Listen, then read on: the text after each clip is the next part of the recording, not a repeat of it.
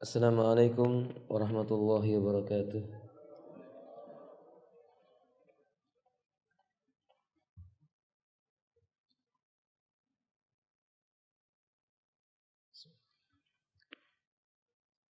Alhamdulillahi hamdan katsiran tayyiban mubarakan fihi kama yuhibbu rabbuna Allah wa yarda. Alhamdulillahilladzi arsala ilayna rasulan sadiqal masduq wa bayyana lana tariqan ila jannatillahi azza wa jalla. Asyhadu an la ilaha illallah wa anna Muhammadan abduhu wa rasuluh. Allahumma salli ala Muhammadin wa alihi wa ashabihi wa man sara ala nahjihi ila yaumil qiyamati. Amma ba'du. Saudaraku yang dimuliakan oleh Allah tabaraka wa ta'ala,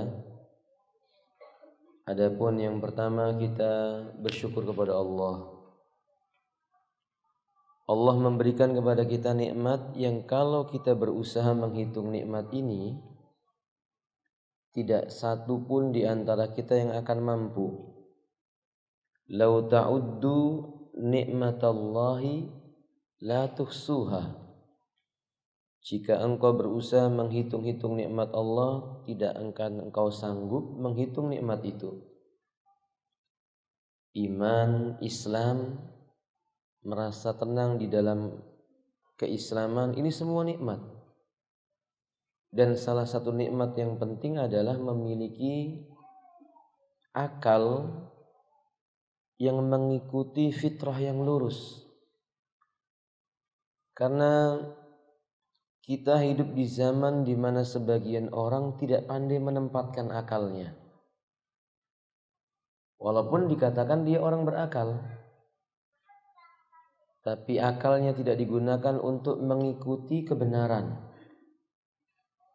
Justru akal yang dia punya dia gunakan untuk menolak nilai-nilai kebenaran. Ini rusak fitrahnya. Yang kedua, salawat dan salam semoga tercurah atas Nabi kita Muhammad sallallahu alaihi wa alihi wasallam, atas keluarganya dan juga sahabat serta orang yang berjalan di atas jalannya dengan baik. Adapun yang ketiga, kami mengucapkan jazakumullahu khairan atas jajaran manajemen dan yang mewakilinya dan semua panitia yang terlibat dengan kegiatan ini. Mudah-mudahan Allah Subhanahu wa taala mengganjar dengan ganjaran kebaikan. Allahumma amin. Ikhwati a'azzani Allah wa iyyakum. Sebelum kita memulai pembahasan ini, saya ingin memberikan beberapa wasiat.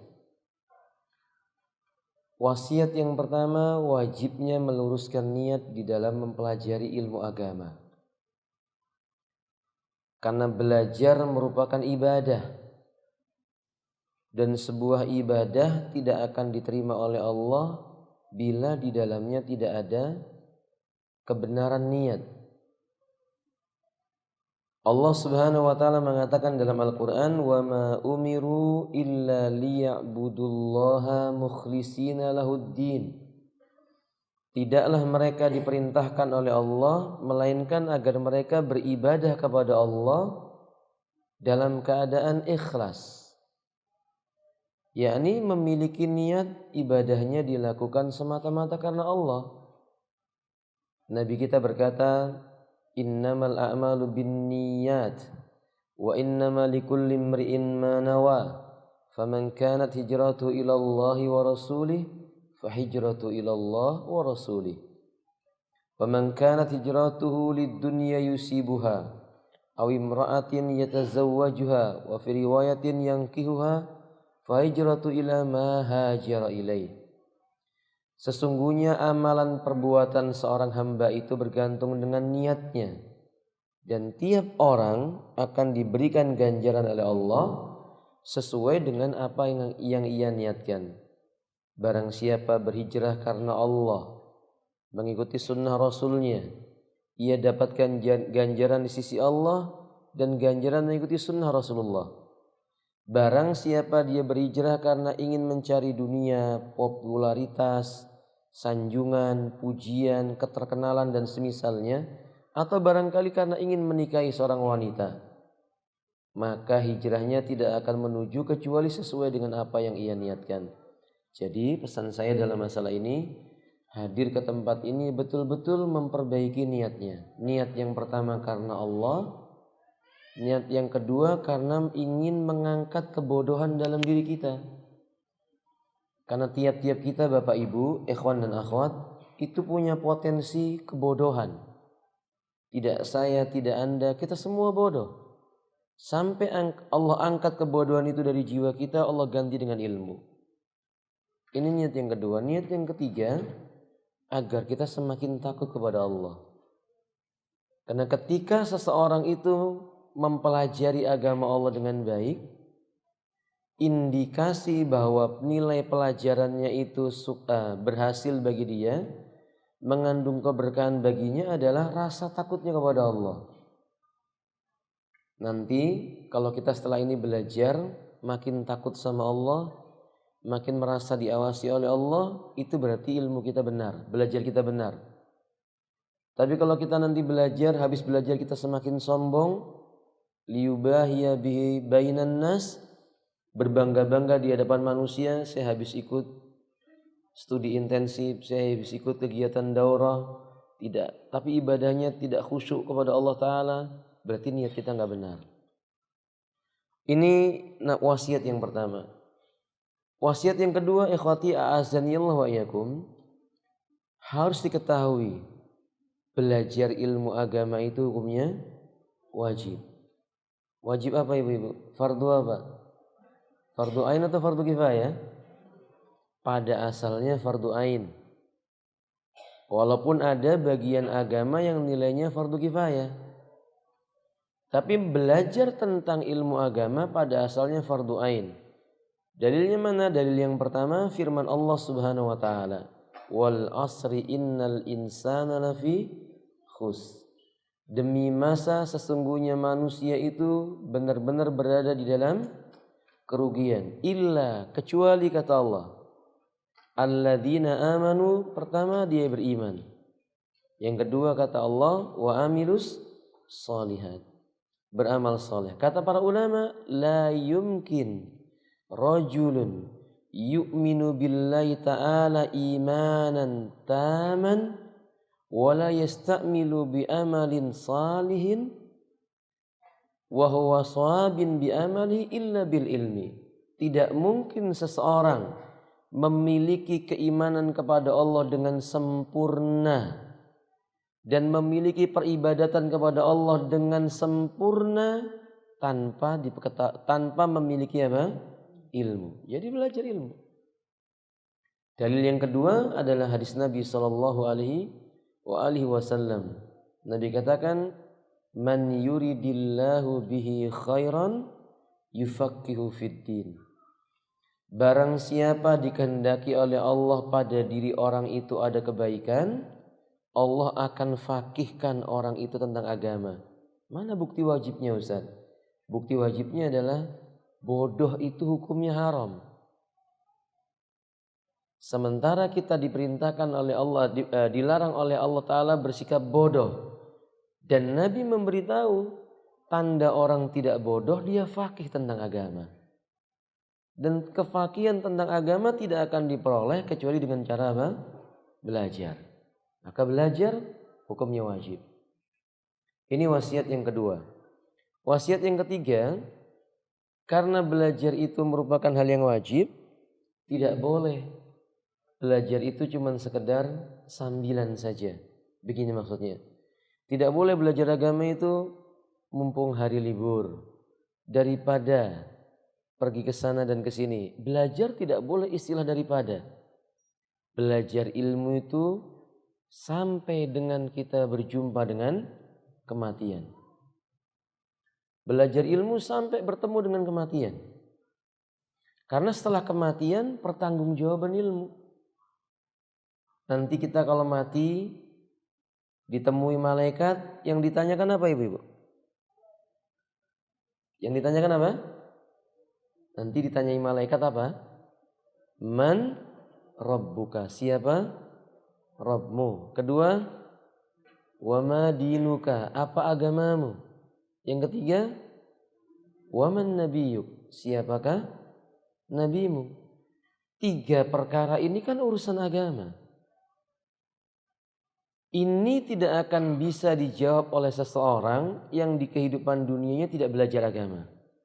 Walaupun di hari ini hafal jawabannya, nanti kalau malaikat tanya, ku jawab, Allah Tuhanku, Islam agamaku, Muhammad sallallahu alaihi wasallam adalah nabiku. Dia tidak akan bisa jawab kalau di dunia tidak belajar. Sehingga belajar itu dari sejak membuka mata sampai menutup mata. Tidak boleh belajarnya cuma sekedar apa? Ada momen tertentu. Wajib belajar setiap saat. Wallahu ta'ala alam bishawab. Yang keempat wasiatnya, sungguh-sungguh. Belajar sungguh-sungguh. Nabi kita mengatakan, ikhris ala ma yanfa'uka. Bersungguh-sungguhlah kamu terhadap sesuatu yang bisa memberimu manfaat untuk kehidupan akhiratmu. Tidak ada dalam Islam itu pelajaran yang sifatnya main-main, tidak ada. Santai boleh, tapi bukan main-main. Semua belajar dalam Islam keseriusan. Dan yang terakhir, agar ilmu itu bermanfaat, minta tolong kepada Allah. Karena pemilik ilmu adalah Allah Subhanahu wa taala. Allah akan memberikan kepada yang dikehendaki oleh Allah. Dan Allah suka memberi kepada yang meminta kepada Allah. Minta kepada Allah dengan mengatakan Allahumma zidni ilman. Ya Allah, tambahkan untuk kami pengetahuan tentang agama. Minta kepada Allah Azza wa Jalla. Ya Rabbana la tuharrim alaina barakatal ilmi. Ya Allah, jangan engkau haramkan untuk kami keberkahan ilmu agama. Dan minta kepada Allah untuk mampu mengamalkan ilmu agama. Ya muqallibal qulub, sabbit qalbi ala dinik, wansurna bidzikrik. Tolonglah kami dengan cara mengingat Engkau. Wa ahsin ibadatina, dan perbaguslah ibadah kami kepada Engkau. Demikian ikhwati a'azanillahu wa iyyakum. Ini muqaddimahnya. Kita masuk kepada pembahasan. Pembahasan yang pertama, saya mau bertanya kepada Anda. Ikhwati a'azanillahu wa iyyakum. Tujuan manusia diciptakan oleh Allah buat apa? Buat apa Pak Ibu-ibu? Beribadah. Karena saya lihat pesertanya paling banyak, Masya Allah ini ya. Ummahat barakallahu fikum. Ibu-ibu akhwat. Beribadah. Pertanyaan yang kedua, ini pertanyaan pada tahun yang lalu saya tanyakan. Ikhwan, ibadah itu apa?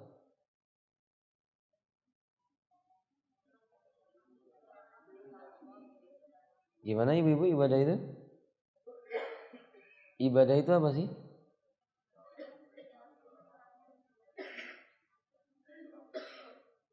Ismun jami, sebuah nama yang mencakup likulli ma yuhibbullahu wa yardah, untuk segala sesuatu yang dicintai dan diridai oleh Allah Ta'ala.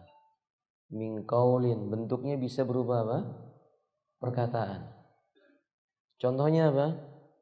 Berdakwah, berzikir, membaca Quran.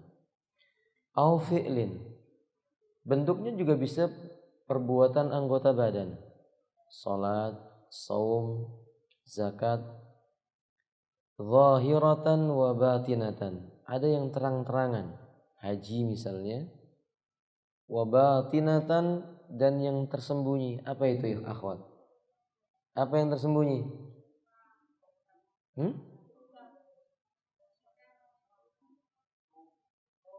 Khauf, apa lagi? Roja, apa lagi? Tadi yang di awal saya sebutkan kepada Anda. Niat. Niat itu ibadah. Tidak bisa dilihat. Dia tersembunyi, letaknya di mana? Di hati.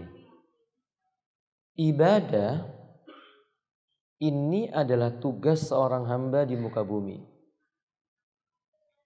peribadatan itu diterima oleh Allah kalau seseorang ia terpenuhi 2 buah syarat.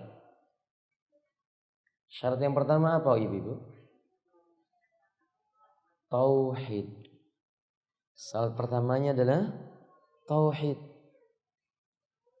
Mengesahkan Allah Subhanahu wa taala.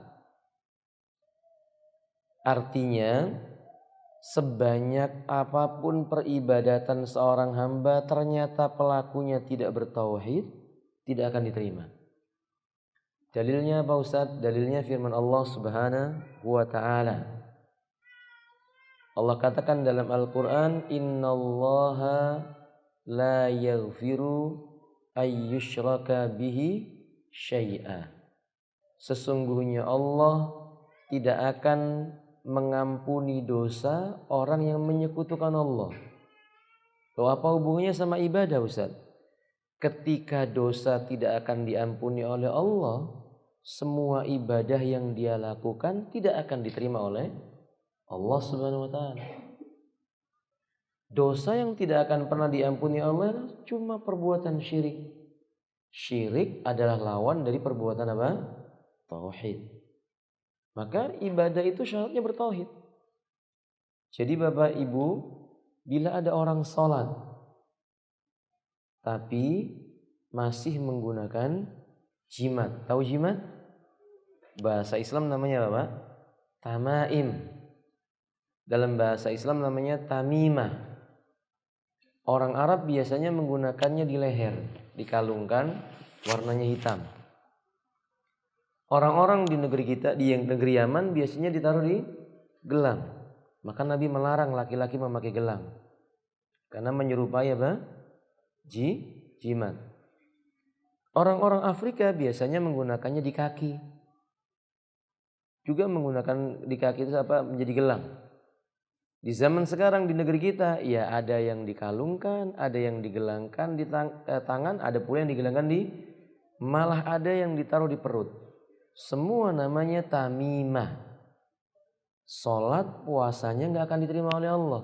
Dalilnya Ustaz, dalilnya hadis Nabi SAW. Riwayat Imam Muslim, man allaqa tamimatan fi unukihi tarakallahu ta'ala wa syirkahu.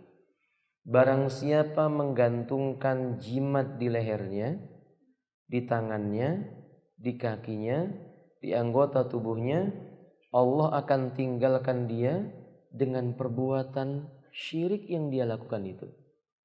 Nggak dipedulikan sama Allah SWT. Artinya sholatnya nggak diterima sama Allah. Jadi syarat pertamanya tauhid. Ikhwanillah.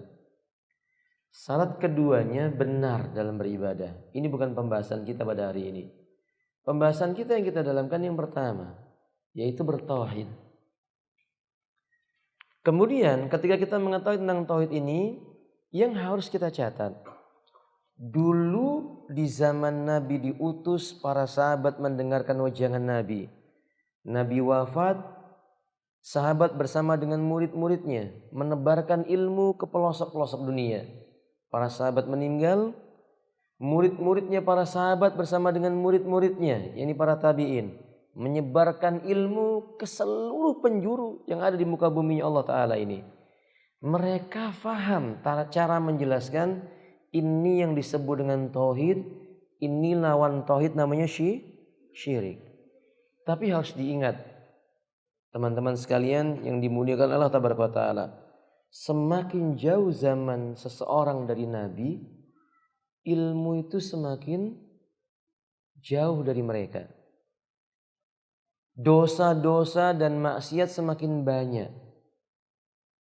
Ketidakfahaman tentang agama semakin jauh.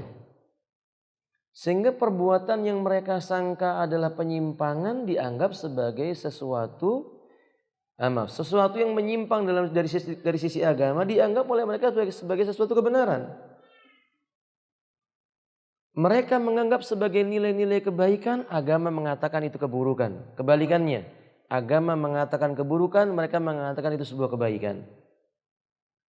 Penghafal Quran berkurang, penghafal hadis Nabi berkurang, Cara memahami agama yang datang dari Nabi dan para sahabat mulai berkurang. Semangat belajar agama juga berkurang. Kalau toh muncul semangat beragama, menggunakan dengan pemahaman sendiri.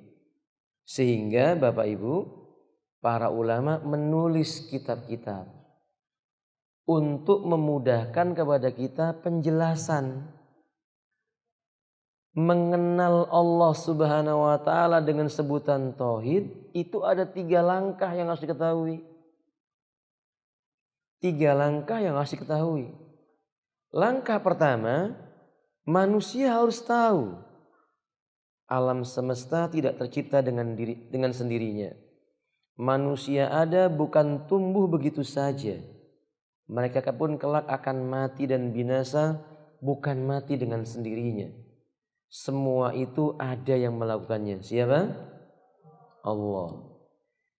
Ini disebut dengan tauhid rububiyah. Langkah pertama ini disebut dengan tauhid rububiyah. Mengakui, mengenali Allah Subhanahu wa ta'ala lah yang menciptakan, yang menguasai,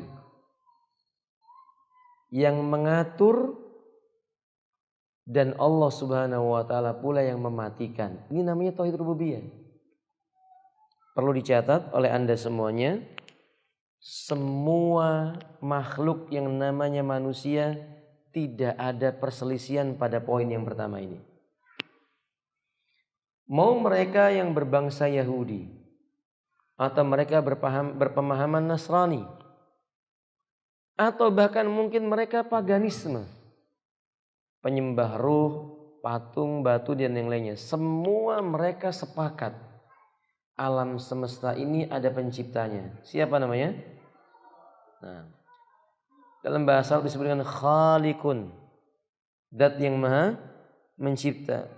Al-Mudabbiru, yang mengatur setiap alam semesta ini.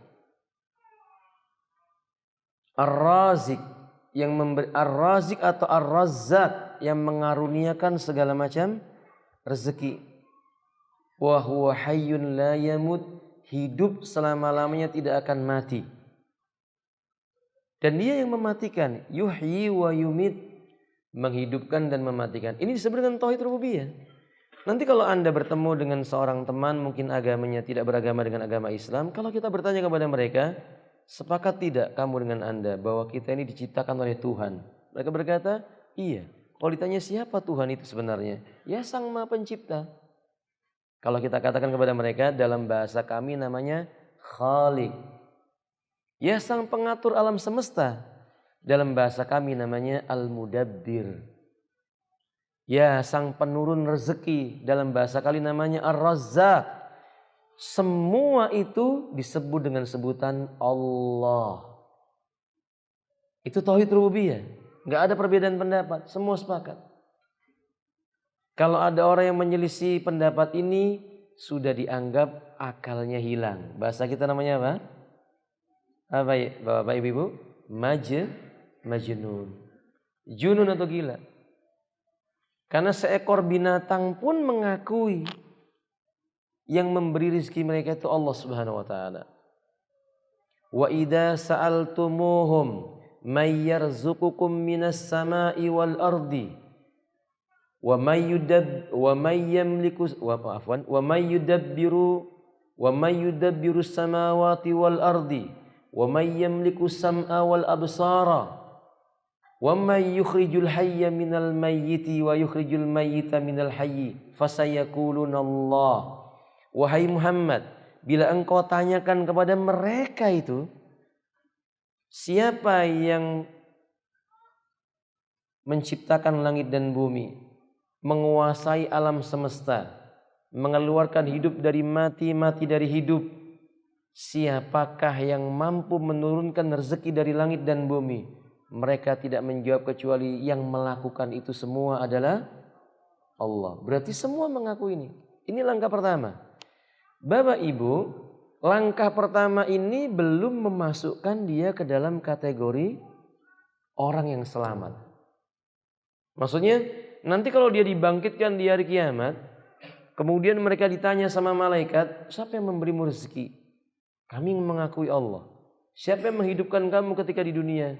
Allah. Yang mematikan kamu? Allah. Belum selamat kamu dari neraka. Belum. Itu baru satu langkah. Baru satu langkah. Sampai seseorang mengikuti langkah yang kedua. Dijelaskan oleh para ulama langkah yang kedua. Apa langkah yang kedua ini? Kalau kamu sudah mengakui yang menghidupkan kamu, mematikan kamu Allah, memberimu rezeki adalah Allah, kamu harus punya konsekuensi. Wajib kamu beribadah hanya kepada yang menciptakan kamu. Ini disebut dengan tauhid uluhiyah. Mengesahkan Allah dalam masalah ibadah. Sebelumnya begini Bapak Ibu, saya mau bertanya kepada Anda. Bapak Ibu, kalau ada seseorang punya anak, satu orang, anak satu-satunya, dididik, dibesarkan, disekolahkan tinggi, kemudian bekerja di sebuah perusahaan besar, meninggalkan orang tua. Bulan pertama dia bekerja bergaji 100 juta. Perhatikan baik-baik. Lalu kemudian ia pulang ke kampungnya bawa 100 juta. Jumpai orang tuanya tapi gajinya diberikan tetangganya. Paham? Dia datang ke ibunya, Bapak Ibu apa kabar? Sebentar saya keluar dulu Bu. Datang ke tetangganya, Bu ini saya gaji 100 juta buat kalian. Kira-kira pertanyaan saya kepada Bapak Ibu, Bapak Ibunya akan marah atau tidak? Marah atau tidak? Ya marah. Kalau Bapak Ibunya berkata, anakku soleh banget, itu Bapak Ibunya sakit berarti ya. Sakit ya. Anak asal. Ya wajar kalau misalnya dididik dari kecil, bekerja, gaji pertamanya semua kasihkan tetangga ya dia cemburu orang tuanya, diduakan cintanya. Saya ingin memberikan kepada pemahaman yang mudah. Sama, kita pada hari ini yang memberi makan Allah. Kalau kita sakit yang menyembuhkan Allah, bukan dokter, bukan.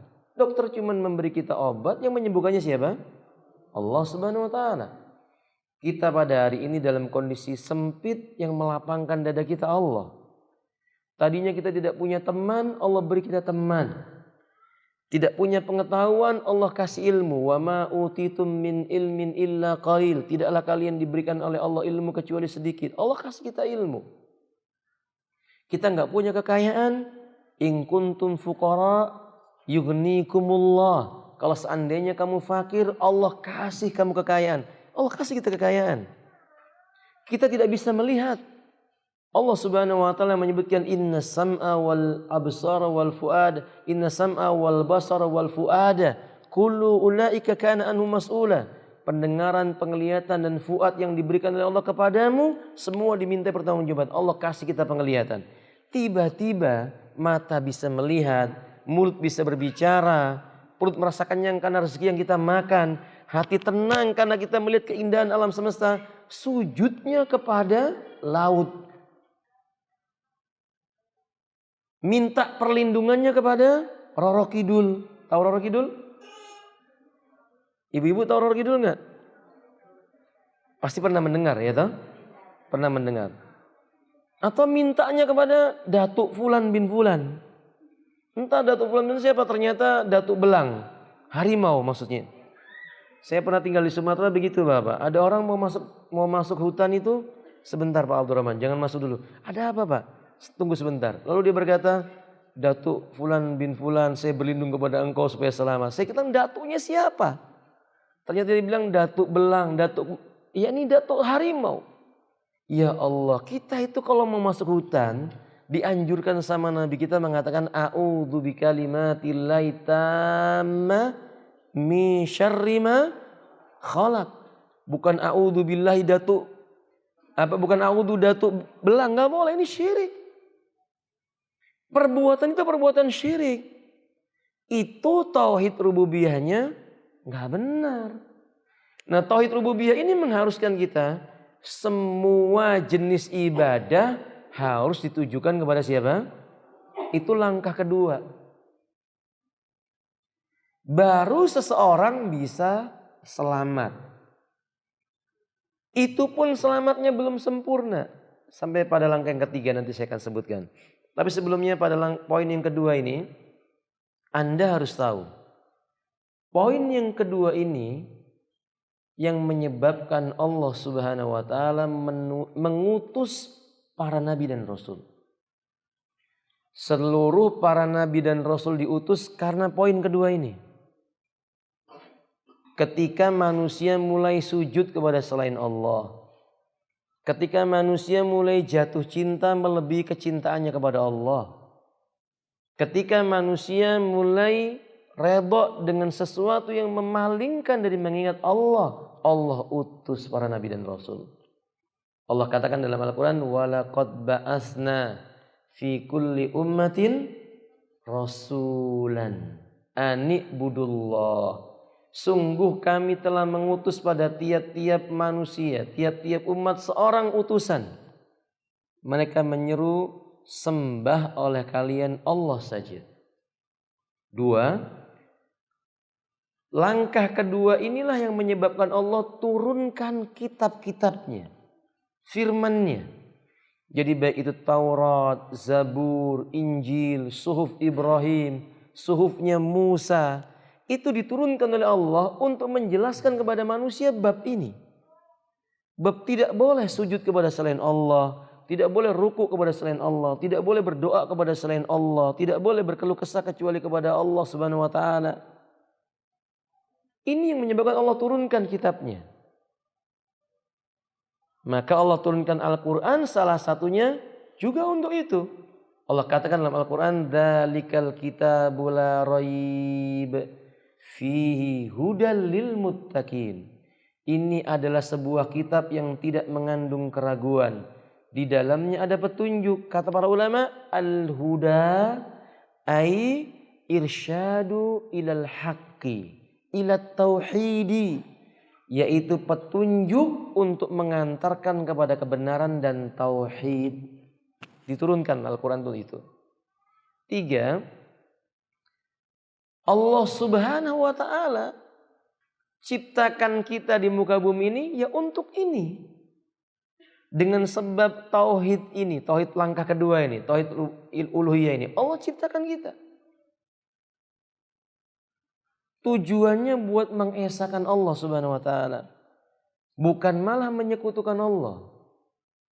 Maka kalau seandainya kita diciptakan di muka bumi ini kemudian kita tidak menyadari tujuannya sebagai hamba yang bertauhid, mengabdi kepada Allah Ta'ala, itu tinggal menunggu kebinasaannya. Ini langkah kedua ya, yang harus dipahami dengan mudah tentang tauhid uluhiyah. Yang terakhir, tauhid kedua ini Bapak Ibu, yang menyebabkan Nabi giginya rompal, tertusuk baju besi sampai mengucur darahnya. Tauhid yang kedua ini yang menyebabkan Nabi diusir dari Mekah dan diperintahkan oleh Allah berhijrah menuju ke mana? Madinah. Tauhid yang kedua ini, Nabi yang tadinya memiliki sanjungan di kalangan orang Arab dengan sanjungan paling utama, disebut dengan Al-Amin karena tidak pernah dusta. Jika mereka punya permasalahan datang kepada Nabi, maka Nabi memutuskan selalu mereka terima. Maka Nabi dikatakan dengan mereka dengan sebut Al-Hakim, orang paling bijak. Tidak pernah keucapan Nabi diingkari. Tapi begitu Nabi mendakwakan tauhid ini, tauhid yang kedua ini, Nabi dituduh dengan tuduhan orang paling bodoh, dibilang gila, tukang sihir, dianggap tidak berguna, diusir dan seterusnya. Tauhid ini yang menyebabkan Bilal bin Rabbah membentangkan tangannya, diletakkan batu di atas dadanya, dijemur di atas di bawah terik matahari. Tauhid yang seperti ini yang membuat keluarga Yasir, istrinya diikat dengan kuda dari 4 arah, ditarik dari arah yang berbeda, kemudian ditusuk besi yang panas dari bagian bawah sampai tembus ke bagian punggungnya, lalu syahidah.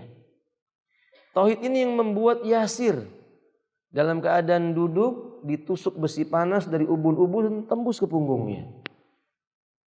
Faham?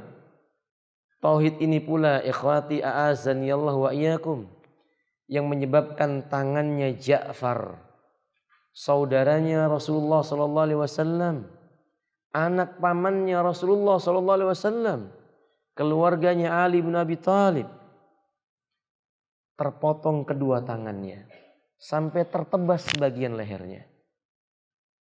Tauhid yang seperti ini yang menjadikan wanita yang bernama Khansa, 4 orang anaknya semua syahid di jalan Allah Ta'ala. Artinya tauhid ini harganya mahal. Tauhid yang seperti ini yang membangkitkan lelaki yang bernama Abdurrahman bin Auf, mengeluarkan seluruh hartanya dan dia berkata kulluha lillah, semua untuk Allah. Walana Allah wa rasuluh, cukup bagi kami Allah dan Rasulnya. Tauhid yang kedua ini yang membuat Abu Bakar As-Siddiq, ia berkata kepada nabinya, ya Rasulullah, indana bustanani kilahuma lillah, wa kaifa bika wa li ahlik, Allahu wa rasuluh hasbuna ya Rabb, ya Rasulullah. Kami punya 2 kebun yang siap panen, keduanya kami peruntukkan untuk Allah dan juga Rasulnya. Kata Nabi, untukmu apa wahai Abu Bakar dan keluargamu? Bagi kami Allah juga Rasulnya telah cukup. Tauhid yang seperti ini yang membuat salah seorang sahabat yang bernama Sa'ad berkata, ya Rasulullah, aku tidak punya ahli waris kecuali seorang anak wanita. Semua hartaku buat Allah. Tidak wahai Sa'ad. Setengahnya ya Rasulullah. Tidak wahai Sa'ad. Sepertiganya. Lalu Nabi berkata, sepertiga sudah sangat banyak wahai Sa'ad. Akhi, tauhid yang seperti ini yang menjadi sebab terkenalnya orang-orang saleh seperti Abu Hanifah, Malik, Syafi'i, Ahmad ibn Hanbal, As-Sawri, dan yang lain-lainnya. Tauhid yang seperti ini yang membuat mereka terkenal. Tauhid yang seperti ini yang membuat terbuka 3/4 dunia di masa lalu untuk Islam. Ini tauhid yang benar. Nah, tauhid yang seperti ini yang wajib dipelajari. Yang tidak boleh ditukar dengan dunia ini, yang cuma sedikit, tidak boleh. Tauhid yang seperti ini yang mereka dahulu para sahabat menyambutnya kematian datang dengan senyuman. Mereka redha, lisan mereka berkata raditu billahi rabba wa bil islami dina wa bi Muhammadin sallallahu alaihi wasallam. Dan yang paling akhir, tauhid yang seperti itu teman-teman yang membuat Imam Bukhari berjalan kaki 3 bulan untuk cuma mendapatkan 1 buah ilmu. Tauhid yang seperti itu yang membuat Imam Ahmad berjalan dari tempat yang jauh menuju Baghdad, yang membuat Imam Syafi'i berjalan menuju Mesir, berpindah dari Baghdad ke Mesir. Tauhid yang seperti itu. Maka saya katakan kepada teman-teman, harusnya tauhid ini yang membuat antum semua hari ini datang. Antum datang ke tempat ini. Antum kalahkan rasa kantuk antum. Antum kalahkan keinginan antum bersenang-senang di luar sana. Antum kalahkan keinginan antum untuk berledat-ledat dengan dunia di luar sana. Antum duduk di tempat ini untuk dapat keridhaan Allah Ta'ala. Tauhid uluhiyah. Yang barang siapa menanamkan dalam jiwanya, nanti Allah akan hadiahkan di akhir hidupnya. Maka Nabi katakan, man kana akhiru kalamihi la ilaha illallah dakhalal jannah. Barang siapa yang akhir kehidupannya kalimat la ilaha illallah, Allah akan jamin ia masuk ke dalam surganya Allah Ta'ala. Tauhid uluhiyah. Ini ringkasan langkah kedua yang dijelaskan oleh para ulama. Sekarang teman-teman ikhwati a'azani Allah wa yakum, yang ketiga, langkah ketiga yaitu tentang al-asma was sifat. Para ulama ingin menjelaskan kepada kita supaya mudah difahami adalah mengenali Allah Subhanahu wa taala dari sisi perbuatan dan namanya. Allah itu punya nama, Allah punya perbuatan, Allah punya sifat. Teman-teman, dulu nggak butuh dijelaskan begini. Nggak butuh dijelaskan rububiyah, uluhiyah. Itu nggak butuh dijelaskan karena orang dahulu langsung paham. Orang zaman sekarang nggak paham. Orang zaman sekarang itu mengatakan, yang penting saya ini ngaku Allah itu Tuhan saya. Sudah, dia merasa masuk surga. Dia tidak sholat, dia tidak puasa, dia tidak zakat. Bahkan dia berbuat syirik. Dia mengira dia masuk surga. Makanya para ulama melihat kondisi kaum muslimin yang mengenaskan ini, menulis buku-buku menjelaskan dengan langkah-langkah yang tadi saya sebutkan. Langkah pertama menerangkan rububiyah, langkah kedua menerangkan uluhiyah, langkah ketiga menerangkan asma wa sifat. Supaya kaum muslimin itu kalau mereka sholat bukan sekedar sholat. Bapak-bapak, ibu-ibu mohon maaf. Hari ini barangkali kita itu sholat itu sekedar kenapa sholat? Ya masa muslim nggak sholat? Kenapa sholat? Ya nggak enak lah kalau nggak sholat ikut-ikutan. Kalau toh misalnya ya kalau kita nggak sholat kita nanti bisa keluar dari Islam. Mulai dia tambah ilmunya lagi. Tapi ada satu poin yang hilang, apa itu? Lezatnya sholat itu hilang. Ada orang sholat tidak merasakan kelezatan sholat. Maka kalau dia datang waktu adzan, dia berkata, Masya Allah, sudah adzan zuhur. Dia sholat ke masjid, pulang ke rumah baru ngeletakkan tubuhnya. Lah kok sudah asar toh? Artinya ada penyesalan. Baru zuhur sudah apa? Asar. Beda dengan para sahabat. Para sahabat akan bertanya, kapan asar? Kapan maghrib? Kapan isya? Kapan subuh datang? Kapan zuhur datang? Mereka bertanya kapan sholat lagi, dan kapan sholat lagi. Mereka ketika mereka sholat, mereka lezat dalam sholatnya. Sehingga kalau mereka melihat ada seorang imam sholat, membaca surat yang pendek, datang kepada Nabi, Ya Rasulullah, fulan kalau baca suratnya terlalu pendek. Yang dibaca cuma Qul huwallahu ahad, Qul a'udzu birabbil falaq, Qul a'udzu birabbin nas. Mereka ingin panjang sholatnya. Ternyata yang membaca Qul huwallahu ahad juga punya maksud. Kenapa engkau membaca Qul huwallahu ahad? Kata orang tersebut, karena aku mengetahui dalam surat Al-Ikhlas ada nama-nama Allah. Aku suka dengan surat ini. Kata Nabi SAW, karena ia menyukai surat itu, Allah pun mencintai orang itu. Berarti teman-teman, hilangnya kelezatan kita dalam beribadah pada hari ini, salah satu penyebabnya adalah kita nggak paham langkah yang ketiga ini. Langkah ketiga ini adalah memahami tauhid asma dan tauhid sifat. Asma dan sifatnya siapa? Allah. Asma dalam bahasa Arab jamak dari kalimat ismun. Kita menyebutnya dengan apa? Nama. Isim itu artinya nama. Asma maksudnya adalah nama-nama. As-sifat, ini penting Bapak. Sifat itu dalam bahasa Arab memiliki banyak arti. Salah satu makna sifat artinya adalah perbuatan. Perbuatan itu disebut dengan sifat. Seperti kalau misalnya saya berkata, Ahmad sedang makan roti. Berarti sifatnya Ahmad apa? Makan. Ahmad punya sifat makan. Kalau saya misalnya mengatakan Fatimah mencium bunga. Berarti Fatimah memiliki sifat apa?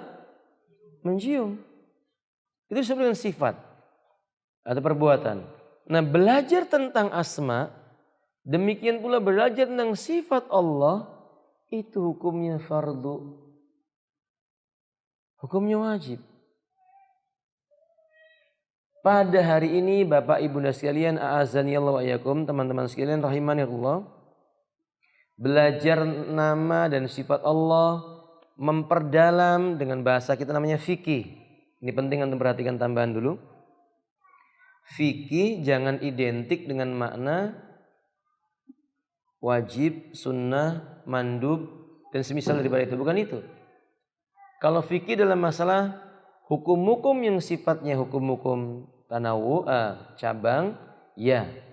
Maka kita belajar tentang masalah apa itu wajib, apa itu mandub, apa itu makruh. Tapi fikih yang dimaksud dalamnya adalah memperdalam. pengetahuan tentang nama dan sifatnya Allah Subhanahu wa taala. Walaupun nanti di dalamnya kita akan bisa banyak mengambil hukum baik secara akidah maupun secara syariat. Insyaallah taala. Nah, ikhwati azanillahu wa iyyakum, kenapa mesti belajar nama-namanya Allah? Kenapa pada hari ini kita mesti belajar nama-namanya Allah? Pertama, karena pada hari ini banyak kaum muslimin yang tidak mengenal Allah. Saya buat satu contoh. Tolong dijawab, ini untuk ibu-ibu. Ibu-ibu, nama Allah berapa jumlahnya? 99. Sepakat? 99 sepakat? Hah? Nah, kamu mulai ragu-ragu toh? Padahal saya cuma nanya sepakat atau tidak, itu mulai ragu-ragu. Saya ulangi, nama-nama Allah ada berapa ibu? Loh, kok nggak sesemangat yang tadi? Bapak-bapak sekarang, bapak, teman-teman. Nama Allah ada berapa teman-teman? Tidak terbatas? Nah, ibu-ibu coba lihat. Ini bapak-bapak menjawab tidak terbatas. Sekarang saya mau tanya sama ibu-ibu. Kenapa ibu-ibu mengatakan 99? Asmaul Husna itu ada berapa? 99 saja? 99 saja? Baik. Bapak-bapak, kenapa tidak terbatas? Dari mana Anda tahu bahwa nama Allah tidak terbatas? Ayo teman-teman, nggak apa-apa. Kita belajar studi ilmiah. Kenapa kok Anda mengatakan nama Allah itu tidak terbatas? Gimana? Doa Nabi ketiga. Saya bantu ibu-ibu. Ibu tadi menjawab 99. Ini dalilnya. Nabi SAW mengatakan dari hadis sahabat Anas bin Malik dan yang lainnya, Inna lillahi tis'un wa tis'in wa fi riwayat tis'atun wa tis'una ism. Allah memiliki 99 nama. Man akhsaha dakhalal jannah. Barang siapa yang dia menghafal kemudian mempraktekkan dan mengamalkannya, dia akan dijamin oleh Allah masuk ke dalam. Berarti nama Allah ada berapa ibu? Ada berapa ibu? 90. Sekarang saya mau bantu bapak-bapak dengan dalilnya. Bapak, di antara dalilnya adalah Nabi ketika beliau selesai sholat di waktu malam, beliau berkata, Allahumma inni as'aluka bikulli ismin huwa laka sammaita bihi nafsak. Ya Allah, aku meminta kepada Engkau dengan perantaraan nama-nama yang nama itu Engkau namakan untuk dirimu sendiri. Au anzaltahu fi kitabik au 'allamtahu ahadan min khalqik. Atau nama yang kamu turunkan dalam Al-Qur'an. Atau nama yang telah kamu ajarkan kepada nabimu. Awista sarta fi ilmil ghaibi indak. Atau nama-nama yang masih engkau sembunyikan di ilmu ghaibmu. Berarti ada nama yang Allah sebutkan dalam Al-Quran. Ada nama yang telah Nabi sebutkan dalam hadisnya karena Allah ajarkan kepadanya. Tapi ada nama yang disimpan di sisi ghaibnya Allah. Itu bukti bahwa nama Allah tidak terbatas. Kalau begitu yang benar yang mana? Yang mana ibu-ibu? Hah? Taib. Jawabannya 2. Pertanyaan ketiga. Apakah kebenaran itu 2 atau 1? Oh, kebenaran itu apa? 1. Taib. Kalau gitu yang benar yang mana? Bapak-bapak atau ibu-ibu? Hah? Loh, terus tadi hadisnya benar atau tidak? Ya makanya kata ibu-ibu. Maka tadi itu saya sebutkan, ini pentingnya belajar asma wa Kenapa hari ini kita perlu belajar asma wa sifat? Karena ini salah satunya. Jawabannya, hadis Nabi tadi sahih. Dalil yang ada pada Bapak juga sahih. Kedua dalil tadi mesti difahami dengan cara menggabungkan dua dalil dengan pemahaman yang disatukan. Maksudnya apa? Ketika Nabi mengatakan Allah punya 99 nama, itu bukan batasan nama. Itu informasi dari Nabi, minimal yang kamu hafal harusnya minimal yang kamu hafal 99. Tapi tentang jumlah namanya Allah, tidak ada yang mengetahuinya kecuali siapa? Allah Subhanahu wa taala. Dari sini saja kita bisa mengetahui hari ini keliru orang yang menyangka nama Allah cuma 99. Keliru. Kalau cuma 99 itu keliru. Parahnya lagi, sudah mengetahui menganggap cuma 99, enggak hafal lagi ibu-ibu. Sudah misalnya ada nama Allah berapa? 99. Sudah hafal? Belum pernah hafal Ustaz. Masya Allah. Ibu-ibu itu aib bagi kita. Bapak-bapak, aib bagi kita hari ini.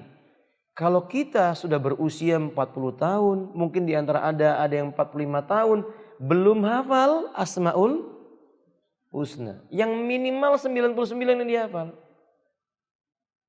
Itu aib. Nanti insya Allah di akhir daurah ya Bu ya. Besok hari kedua insya Allah di akhir daurah ini hadiahnya sudah ada hari ini. Tapi hari kedua nanti yang hafal 99 nama kita kasih hadiah insya Allah. Ya nanti ya. Sudah hafal 99 nama. Ada kan Ibu ya? Ada yang hafal Ibu ya? Insya Allah ada ya.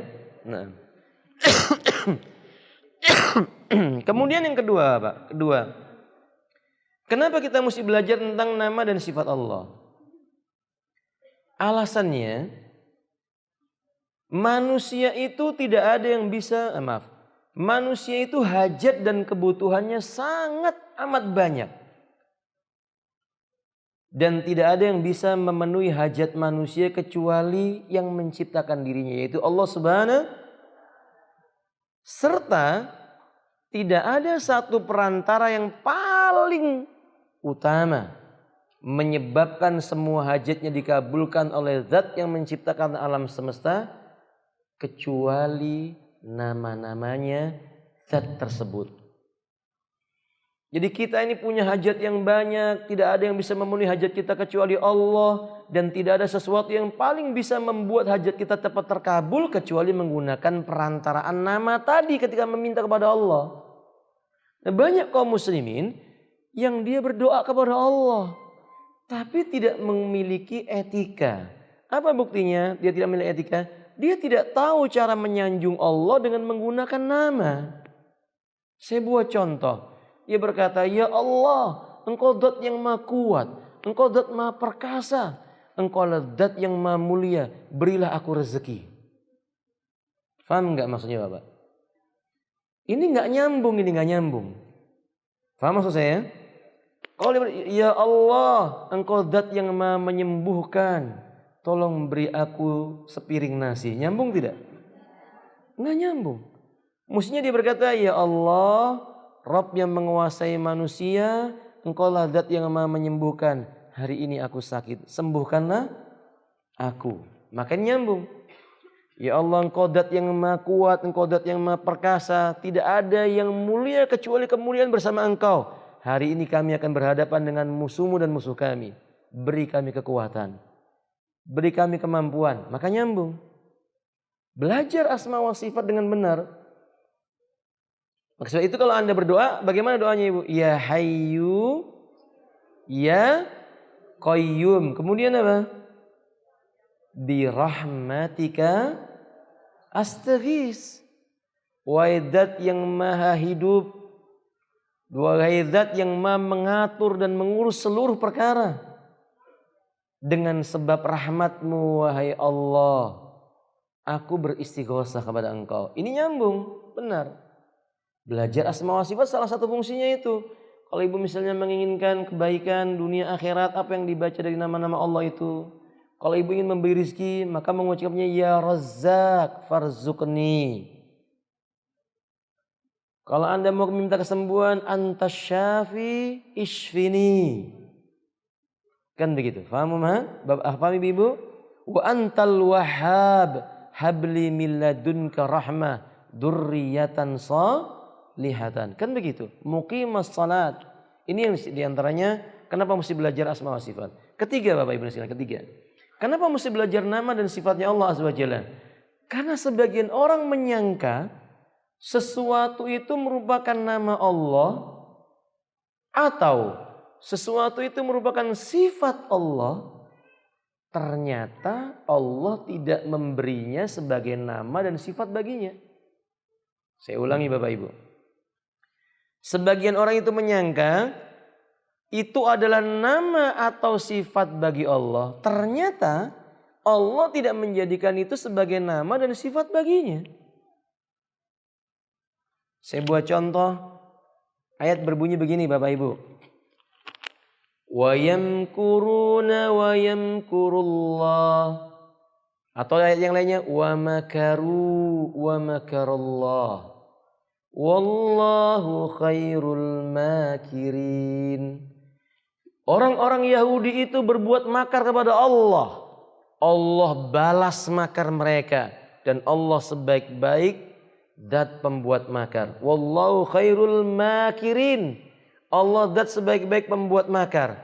Ada seseorang yang menyangka dari ayat ini lalu dia menyangka, oh kalau gitu Allah punya nama. Apa namanya? Al-Makir.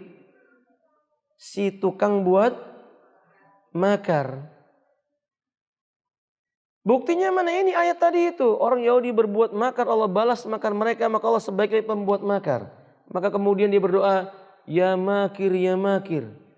Wahai zat sang pembuat makar. Kan ini bukannya dia berdoa, malah mencela Allah. Karena ketidakfahaman mereka tentang bagaimana mengenal nama dan sifatnya Allah Azza wa Jalla. Nasallahu ta'ala as-salamah wal afiyah. Dan ini bisa menyebabkan kefatalan dalam masalah tauhid. Tauhid pertamanya tadi udah benar rububiyahnya, tauhid uluhiyahnya udah benar, gara-gara fatal dalam masalah nama dan sifat Allah, ini tauhid uluhiyahnya bisa bubrah. Tauhid uluhiyahnya bisa gugur, bisa jatuh dalam perbuatan syirik gara-gara nama Allah yang salah dia pakai. Mungkin Bapak Ibu akan bertanya, "Loh Ustaz kan ayatnya benar itu. Allah yang mengatakan wa huwa khairul makirin." Ayatnya benar, cara memahaminya yang salah. Tapi kan ayat itu menjelaskan bahwa Allah punya sifat makar Ustaz. Iya, tapi menempatkannya yang salah Anda pahami. Jadi bagaimana maksudnya? Bapak Ibu sekalian, a'azanillahu wa iyyakum. Maksud ayat ini adalah tidak boleh kita memahami bahwa Allah memiliki sifat yang buruk. Makar itu kan buruk. Kecuali sifat itu dibutuhkan dikarenakan ada sesuatu sifat yang lain yang menolak, yang menentang. Saya contohkan tadi itu Pak. Ibu sekalian. Maaf, saya buat contoh yang kecil dulu. Saya mau tanya sama Bapak Ibu sekalian. Ada seorang panglima perang. Mau memimpin perang. Berhadapan dengan musuh. Musuhnya berbuat makar kepada panglima ini. Dan musuhnya si panglima ini diem aja.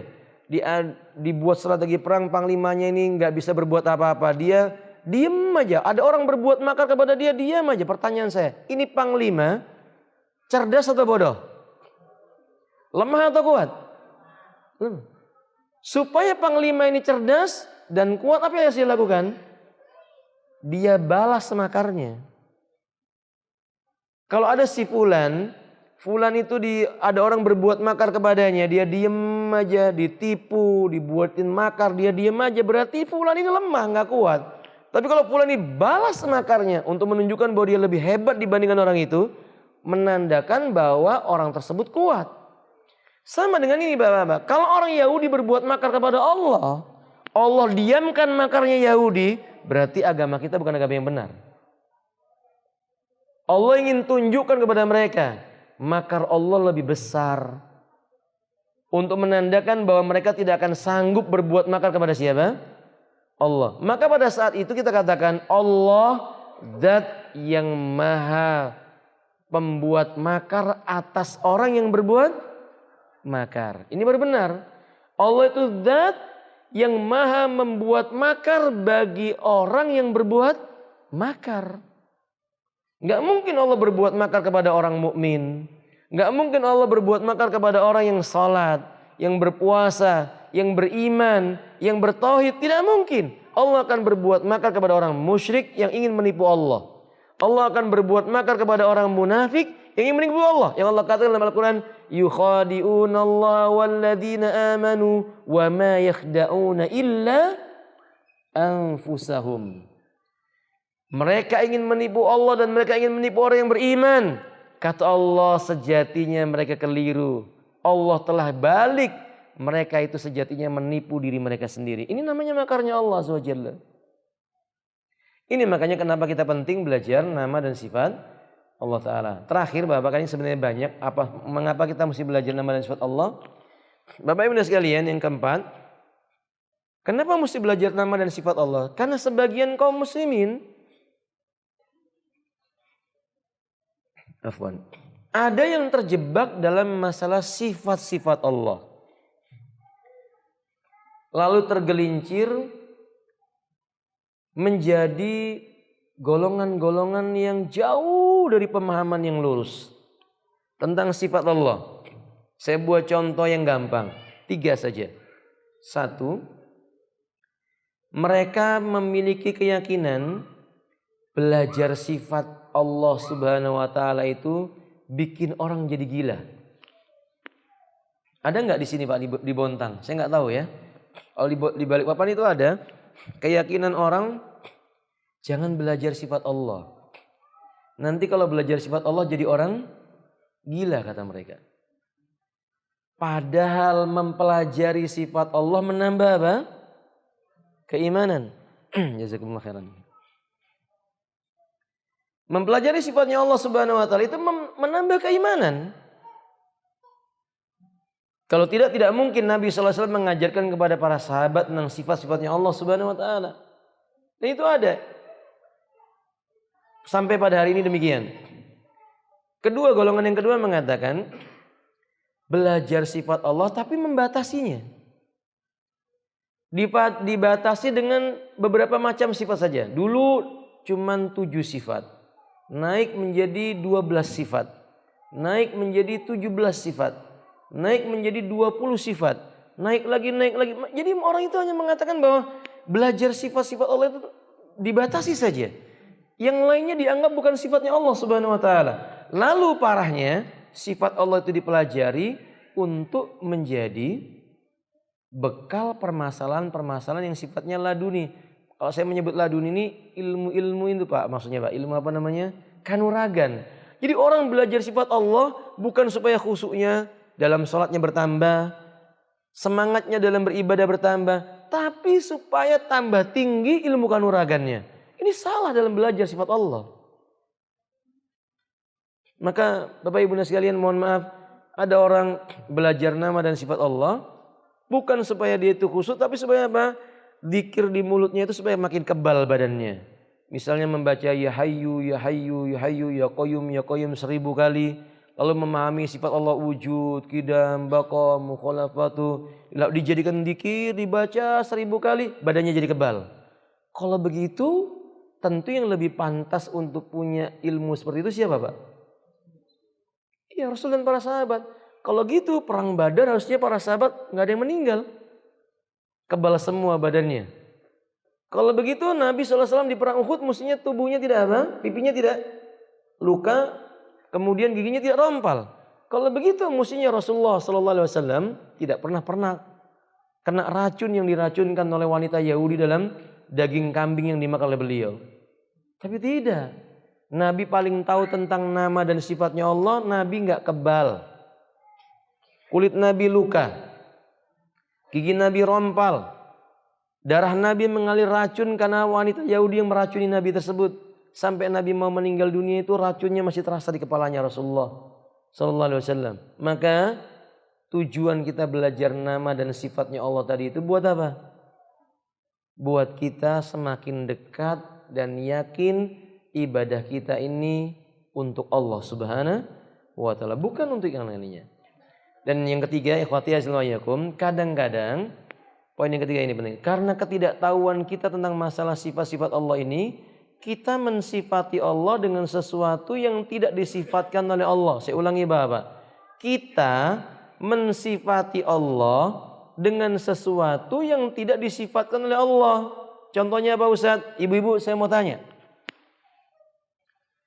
Ada enggak sekarang ini keyakinan orang, kaum muslimin maksud saya, ada enggak keyakinan kaum muslimin yang mengatakan dirinya bisa menyatu dengan sang pencipta alam semesta? Ada enggak Bapak? Keyakinan apa namanya ibu-ibu? Keyakinan apa? Jadi dia punya keyakinan bahwa jasadnya telah menyatu dengan sang pencipta. Kalau dia sudah menyatu dengan sang pencipta, maka dia tidak perlu membuka Quran.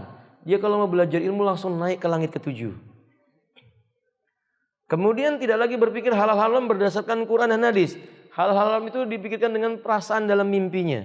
Sampai terakhir Bapak, saya bertemu dengan orang seperti ini di Solo. Dia bikin daging babi dibuat sate. Kemudian dia makan dan dia berkata, ini makan daging babi ini lebih afdol dibandingkan dengan makan daging kurban, kata dia.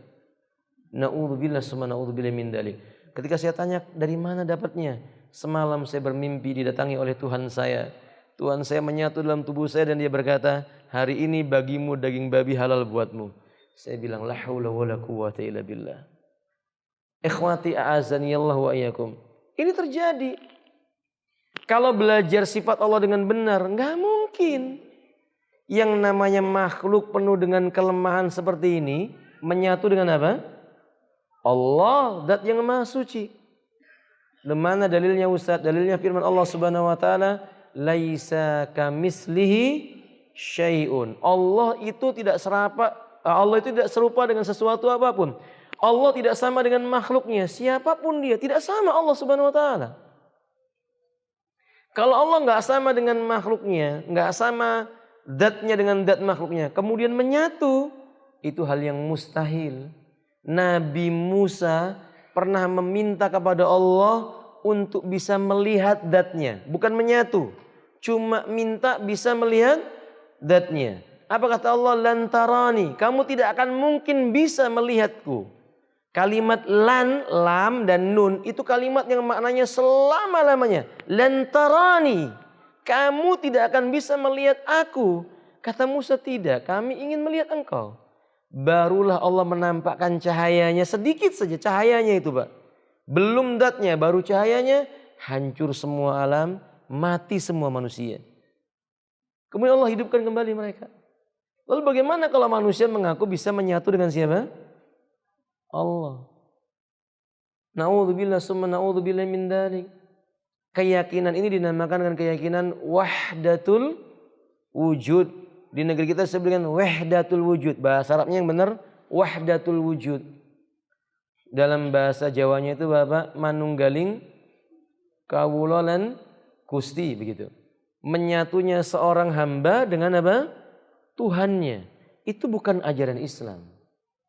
Nah maka kenapa kita mesti belajar asma wa sifat ini? Supaya lurus pemahaman kita tentang Allah. Supaya jangan lagi ada penyimpangan dan jangan lagi ada orang gila gara-gara belajar apa? Nama dan sifat Allah. Karena salah dalam mempelajarinya. Dan belajar nama dan sifat Allah itu harusnya menjadi ulama. Kayak Imam Syafi'i, kayak Imam Ahmad, Imam Malik, Imam Abu Hanifah, Imam Sufyan Ats-Tsauri, Ibnu Utsaimin, dan semisal daripada itu. Seperti mereka harusnya orang yang belajar asma wa sifat. Menjadi tokoh-tokoh yang dengan sebab itu terbuka kebaikan. Bukan jadi orang yang masuk rumah sakit jiwa. Atau mengeluarkan fatwa yang tidak jelas apa maknanya. Atau menghalalkan yang haram dan mengharamkan yang halal. Wallahu ta'ala a'lam bissawab. Wahadi ikhwati a'azlan wa iyyakum. Ini muqaddimah kita tentang tauhid ar-rububiyah. Kemudian tauhid al-uluhiyah. Dan juga tauhid al-asma wa as-sifat. Sekarang kita masuk pelajaran inti. Pelajaran tentang nama dan sifatnya Allah. Subhanahu wa taala. Nanti di sesi yang kedua kita akan bahas tentang ayat kursi ya. Bapak Ibu semua sudah hafal kan? Hafal ayat kursi ya? Insyaallah. Nanti kita akan pelajari ayat itu, tapi sebelumnya kita pelajari dulu kaidah. Kaidah penting dalam belajar nama dan sifatnya Allah Subhanahu wa taala. Di pretest tadi itu ada 4 kaidah penting. Sebenarnya bukan 4 kaidah. Kaidahnya itu banyak. Di dalam belajar nama dan sifat Allah itu kaidahnya sangat banyak. Kita sebutkan kaidah yang pertama. Pertama, Bapak Ibu sekalian.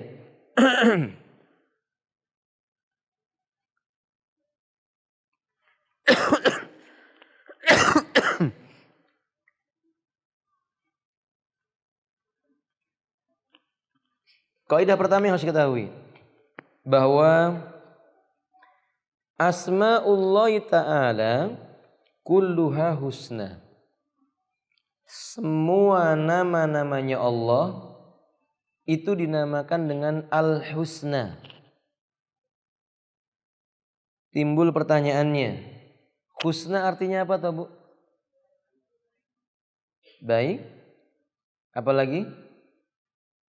Indah. Apalagi? Mulia. Berarti apa husna itu? Husna itu artinya balighatun fil husni ghayatuhu.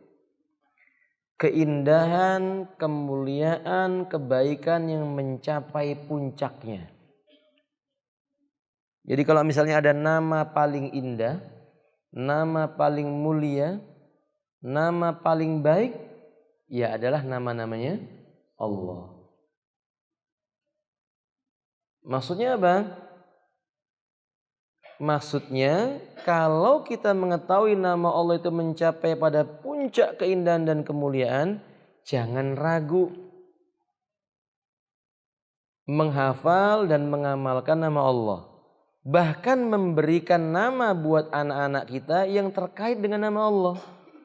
Qala Nabi sallallahu alaihi wasallam, Nabi mengatakan ismani ahabbu ila rahmani. Wa fi riwayah ismani ahabbu ila Allahi. 2 nama paling disukai oleh Allah Ta'ala. Apa itu Ibu? Abdullahi wa Abdurrahmani. Nama Abdullah dan nama apa? Abdurrahman. Karena terikat dengan nama Allah Ta'ala. Nah, suatu saat kalau Bapak Ibu punya anak, punya cucu, jangan malu memberi nama anak dengan nama apa? Abdullah. Dia muta'alliqun bi asma'illahi azza wa jalla. Dia terikat dengan nama Allah yang mencapai puncak keindahannya. Pada hari ini sebagian orang sudah mulai nggak mau memberi nama anaknya dengan nama-nama Allah. Kan jarang kan Pak ketemu dengan orang yang menamai anaknya dengan nama Abdullah. Kalau tuh ada mungkin 1-2. Sekarang itu loh ikhwan, akhwat, itu kalau nyari nama yang apa? Yang susah diingat sama orang. Yang belum pernah orang lain punya nama. Kan begitu loh? Akhirnya, Ustaz kasih nama anak saya Ustaz. Anak antum kasih nama Abdullah. Kok Abdullah Ustaz? Dia minta nama. Dikasih nama Abdullah kata dia kok Abdullah. Dia maunya yang bagaimana? Yang kira-kira orang belum tahu gitu. Ya kalau gitu orang belum tahu saya juga nggak tahu. Kan orang juga nggak tahu kan kira-kira. Maka teman-teman ikhwati azwajakum, nama Allah itu yang paling baik. Semua nama Allah indah. Jabbar, maka antum tinggal ngasih nama anak antum apa? Abdul Jabbar. Razak, tinggal diberi nama Abdur Razak. Karim, maka tinggal diberi nama Abdul Karim. Muhaimin, tinggal diberi nama. Nah, kan begitu ya hafil asli wa iyyakum. Jadi sebab itu ikhwati asli wa iyyakum, nama-nama disiapkan nama-nama Allah Ta'ala itu dinisbatkan kepadanya maka keindahan. Jangan malu dengan nama-nama yang disebutkan kepada siapa? Allah Subhanahu wa Ta'ala. Mana dalilnya Ustaz bahwa nama Allah itu semuanya indah? Ya, dalilnya firman Allah Subhanahu wa Ta'ala surat Al-A'raf ayat 80. Walillahil asmaul husna fad'uhu biha. Allah memiliki nama-nama yang mencapai puncak keindahannya. Berdoalah kamu dengan menggunakan nama-nama tersebut. Ini kaidah pertama. Berarti kalau ada sebuah nama itu nggak indah, nggak mungkin untuk Allah. Misalnya Az-Zalim, nggak mungkin. Nggak mungkin Allah punya nama apa? Az-Zalim. Al-Makir tadi itu, si pembuat apa? Al-Kasil, si pemalas. Al-Bakhil, si pelit. Nggak mungkin. Allah nggak mungkin punya nama-nama seperti itu. Yang ada adalah Allah itu apa? Jawadun Karimun, Maha dermawan, Maha mulia. Yang ada demikian. Ada wallahu alam bisawab. Ini kaidah pertama, ya. Jadi kaidah pertama harus diyakini bahwa nama Allah semuanya indah dan mencapai pada puncak keindahannya. Kaidah yang kedua, Asma'ullah ta'ala a'lam wa awsaf. Nama Allah itu adalah nama yang paling mudah difahami. Dan nama yang paling mengandung sifat yang sejati. Maksudnya begini Bapak Ibu. Ada istilah orang begini. Tiap nama mengandung sifat. Setiap sesuatu ada sifatnya. Setiap nama ada sifatnya. Saya kalau misalnya begini. Bapak Ibu saya mau bertanya kepada Ibu. Roti sifatnya apa Ibu? Hah? Roti sifatnya apa? Lembut. Kemudian apa? Manis, mengenyangkan. Kan gitu ya Pak ya? Itu sifat. Air apa sifatnya? Iya, mengalir, dingin gitu ya. Cair dan semisalnya. Tayyib. Sifatnya batu apa? Keras. Jadi kalau misalnya kita memberi nama anakmu siapa? Anak saya namanya Batu. Berarti orangnya apa? Keras. Misalnya demikian ya. Berarti setiap nama mengandung sifat. Dan nama Allah itu mengandung sifat yang paling mudah difahami dan sifatnya paling sempurna. Saya buat contoh, Allah punya nama Al-Kabir. Apa arti Al-Kabir Ibu? Al-Kabir artinya apa? Loh, Ibu-ibu. Al-Kabir apa artinya? Besar atau maha besar? Ah, itu yang saya maksud. Allah itu Al-Kabir, zat yang maha besar. Dia punya sifat. Apa sifatnya Ibu? Sifatnya besar. Sebesar apa? Tidak ada yang tahu. Tidak ada yang bisa mengetahuinya. Yang tahu siapa? Allah itu sendiri. Allah punya sifat. Maka kalau Allah Subhanahu wa taala punya nama Al-Alim, apa artinya Al-Alim? Maha mengetahui. Berarti Allah punya sifat apa? Ilmun. Allah punya pengetahuan. Allah punya nama As-Sami'. Apa As-Sami'? Maha mendengar. Berarti Allah punya sifat apa? Pendengaran. Allah punya pendengaran. Dan paling sempurna pendengarannya. Ini kaidah yang harus kita pegangi. Artinya salah kalau ada orang mengatakan Allah punya nama tapi tidak punya sifat. Seperti dulu saya masih ingat sekali ibu-ibu ketika saya masih kecil diajarkan oleh guru saya, semoga Allah Subhanahu wa taala mengampuni saya dan beliau. Dia mengatakan kepada saya, dia berkata kepada saya, Abdurrahman ingat baik-baik, innallaha alimun bila ilmin, basyirun bila basarin. Allah itu maha mengetahui tapi tidak punya pengetahuan. Allah itu maha melihat tapi tidak punya penglihatan. Saya itu sampai SMP berpikir itu terus Pak. Mikir terus, kok bisa dikasih nama punya, diberi nama maha mengetahui kok nggak punya pengetahuan? Kok bisa diberi nama maha melihat tidak punya apa? Penglihatan. Sampai saya belajar terus menemukan kitab ini. Kitab Qawaidul Musla. Karya Imam Al-Utsaimin. Baru saya mengatakan ini salah pemahaman saya ini. Pemahaman guru saya ini keliru ini. Karena nggak mungkin sesuatu yang memiliki nama tidak memiliki apa? Sifat. Jadi kaidah yang kedua adalah nama-nama Allah itu mengandung apa? Sifat dan paling mudah untuk difahami dan dimengerti. Kaidah yang ketiga. Kaidah ketiga Bapak Ibu sekalian, Asma'ullah ta'ala indallat ala wasfin mutadin tadammatat salasata umurin. Ini saya lewati dulu Ibu supaya nanti dibahas yang terakhir karena ini agak berat. Yang ketiga saya ganti yang lainnya. Dalalatu asma'illahi ta'ala ala dzati wa sifati takunu bil mutabaqati bitadamman iltizami. Atau saya katakan asmaullah ta'ala tauqifiyah, ini dia. Yang ketiga, nama-nama Allah itu sifatnya tauqifiyah. Saya ulangi Bapak Ibu, saya ulangi. Nama-namanya Allah itu dibangun di atas dasar tauqifiyah. Maksudnya apa ini Ustaz? Maksudnya tidak boleh menamai untuk Allah kecuali yang dinamakan oleh Allah. Tidak boleh menamai untuk Allah kecuali yang dinamakan oleh Rasulullah. Itu namanya tauqifiyah. Enggak boleh ngarang. Nama buat Allah itu enggak boleh ngarang. Saya buat contoh begini.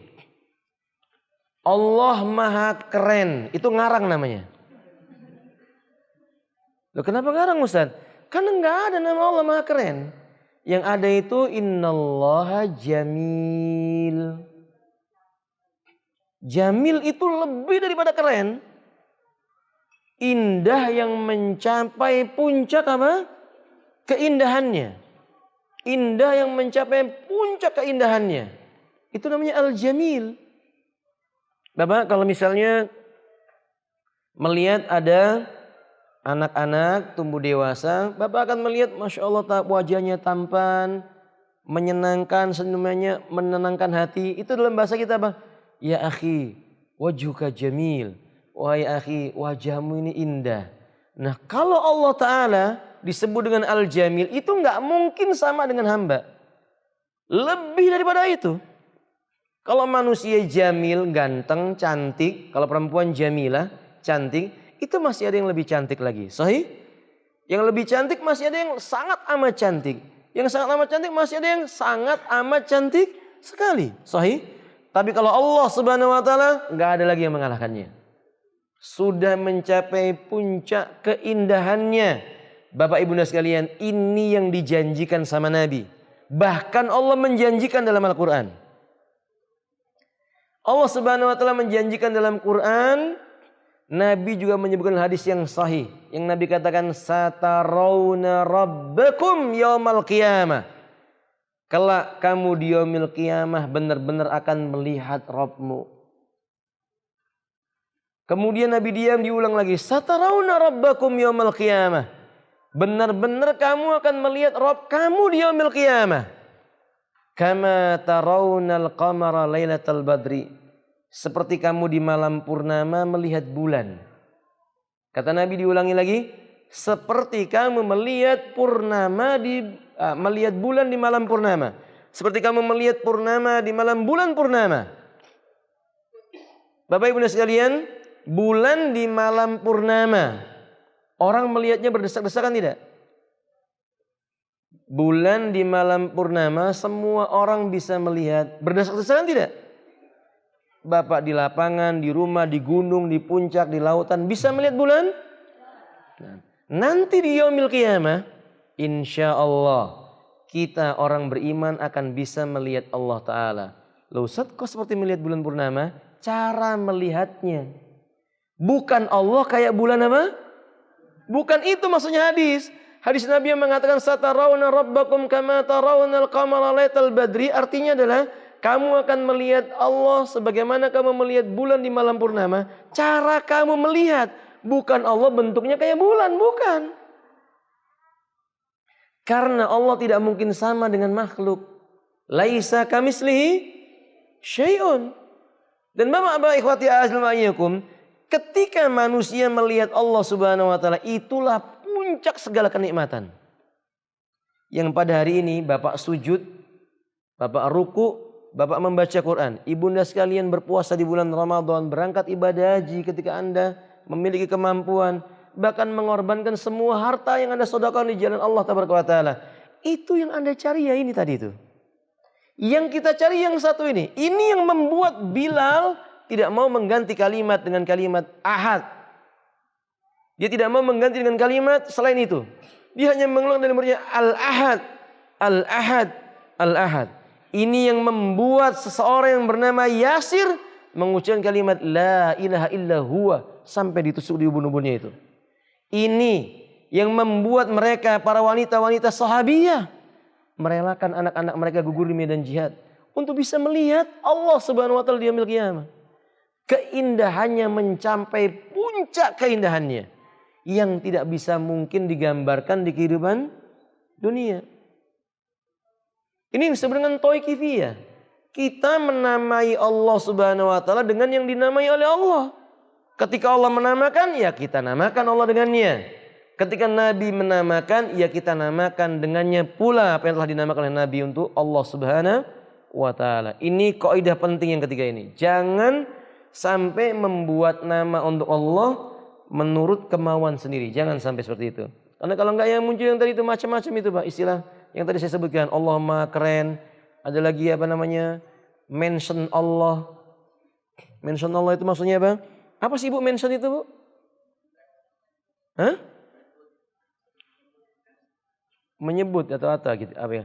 Jadi ada sebagian dai itu berkata, hari ini kita mention kepada Allah. Mention Allah maksudnya apa? Allah itu as-sami, Maha mendengar.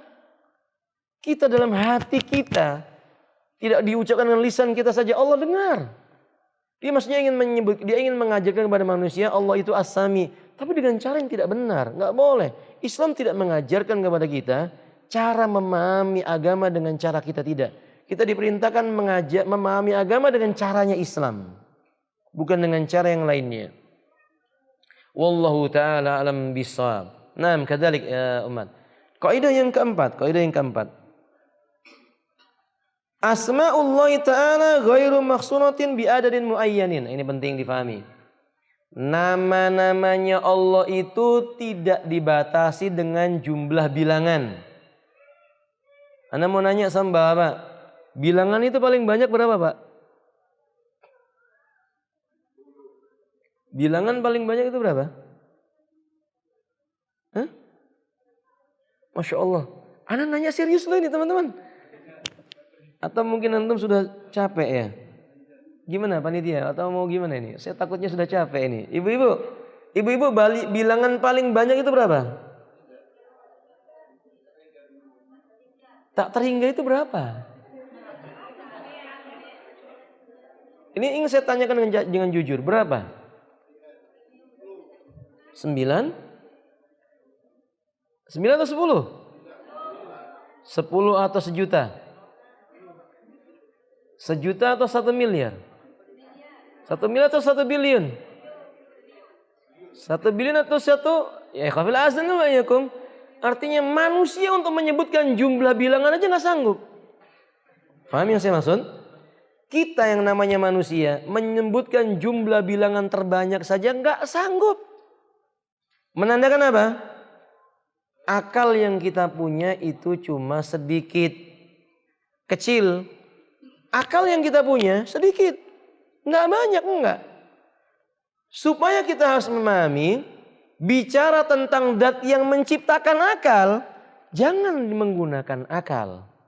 Tapi menggunakan wahyu yang ia turunkan kepada kita. Paham maksud saya?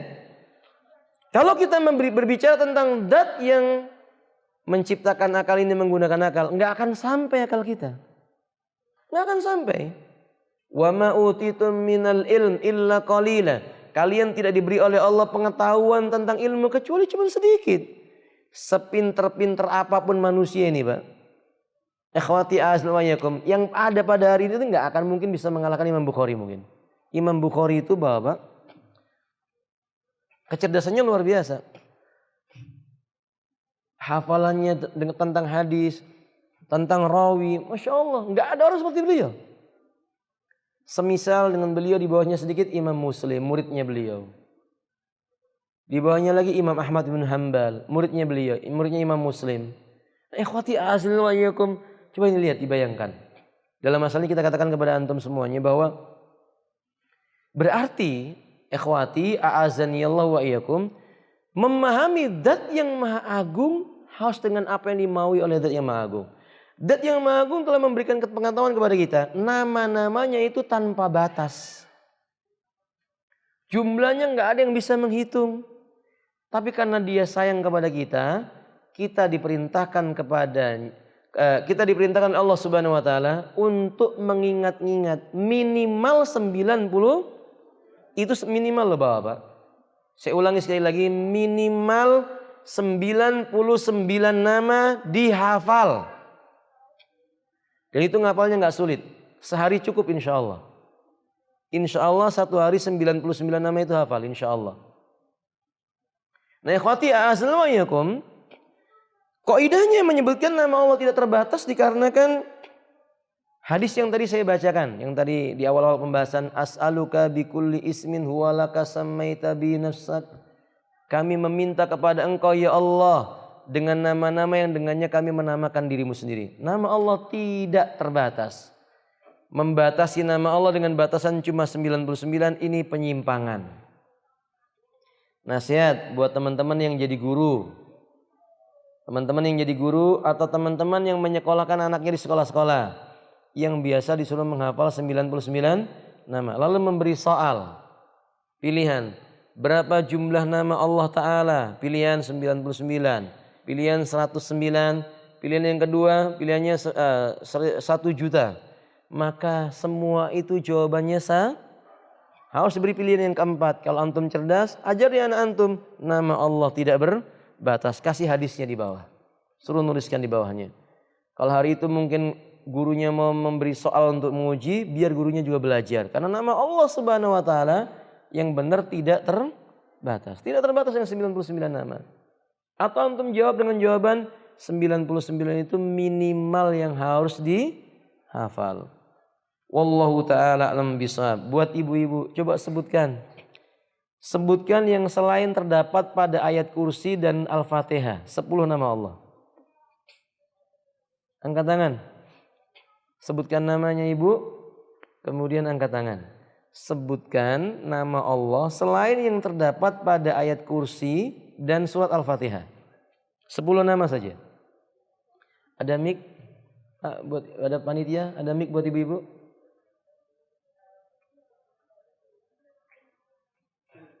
Mari akhwat, silakan. Silakan angkat tangan akhwat. 10 nama Allah Subhanahu wa Ta'ala tapi yang tidak terdapat dalam surat Al-Fatihah dan ayat kursi.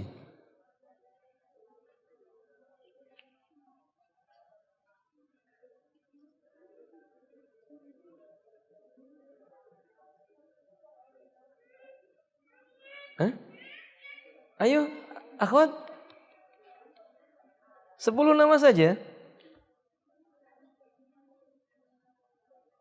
Nah. Bapak-bapak 10 nama juga. Ya? Ada yang mau jawab? Siapa namanya? Siapa? Namanya Ukti siapa? Iya, nanti diingat-ingat ya, ya. Nanti ya silakan dijawab, Om. Ar-Razzaq, bukan Ar-Razzaq, Ar-Razzaq. Terus? Apa? Jangan takut salah, nggak apa-apa Om. Jangan takut salah. Ar-Razzaq sudah benar. Terus?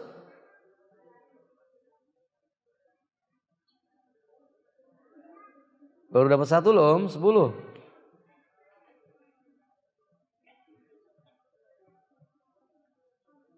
Ikhwan, siapa yang bisa? Al-Quddus. Al-Quddus. As-Salam. Huruf iya-nya dihilangkan. Iya-nya dihilangkan Ibu. Iya-nya dihilangkan. Ulangi. Ar-Razzaq, As-Salam, Al-Quddus, Al-Ghaffar, Al-Aziz, Al-Jabbar, Al-Musawwir, Al-Mutakabbir, Taib. Terus ya Pak? Al-Awwal, Taib 11. Barakallahu fiik. Nanti dapat hadiahnya ya. Nanti di sini Om hadiahnya Om diambil saja. Ikhwan, selain yang disebut sama Ibu tadi, nggak boleh sama dengan yang Ibu sebut tadi.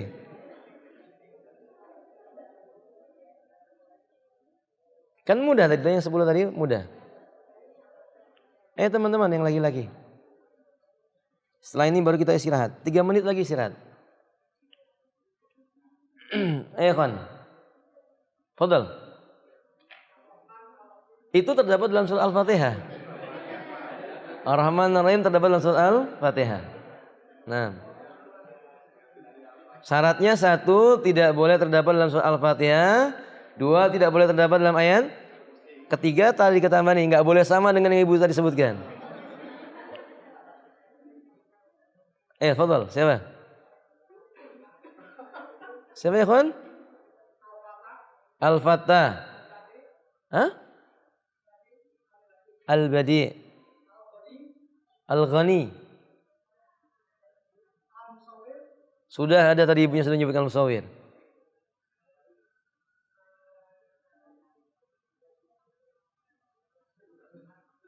Baru tiga. Hah? Al-Alim.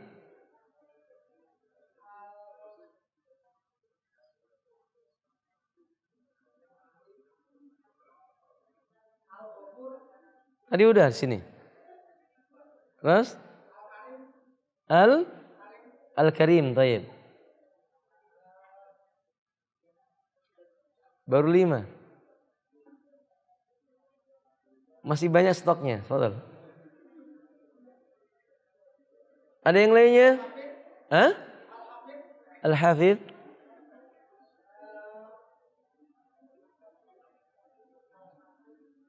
Baru 6.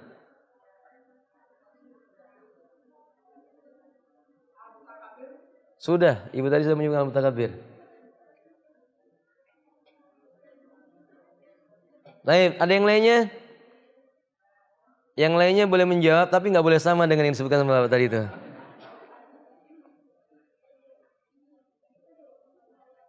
Taib ikhwan, sudah masuk waktu istirahat. Jadi yang nyebutkan 6 tadi tetap dapat hadiah insyaallah. Tetap dapat hadiah. Nanti setelah ini sambil istirahat sambil dibuka-buka teman-teman ya. Karena nanti di akhir sesi saya akan tanyakan lagi. Selain dari yang disebutkan tadi 10 sudah, 6 sudah, berarti berapa? Sudah 16, nanti akan saya tanyakan lagi di akhir pembahasan insyaallah taala. Kita istirahat dulu jam 10.30 sampai jam 10 lewat 45 sampai jam 10.45. Jadi rehat dulu 15 menit. Wa akhiru da'wana anil hamdulillahi rabbil alamin wallahu alam bissawab.